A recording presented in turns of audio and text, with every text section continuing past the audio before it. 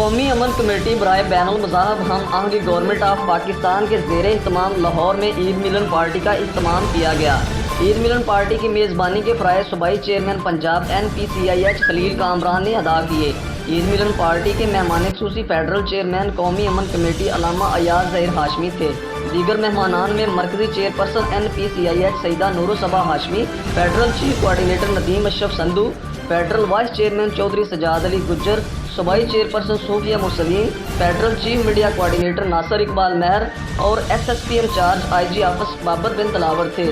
Chairman علامہ ایاز ظہیر ہاشمی نے خطاب کرتے ہوئے کہا کہ قومی امن کمیٹی کا مقصد امن کا پیغام ہے، اس کے لیے ہم حکومت کے شانہ بشانہ کھڑے ہیں۔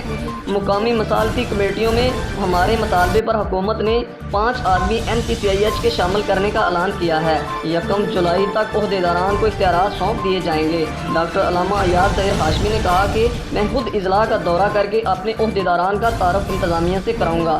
انتظامیہ کو NPCIH کے عہدیداران کے جائز کام ہر صورت کرنا ہوں گے۔ رپورٹ حاجی محمد یوسف امین۔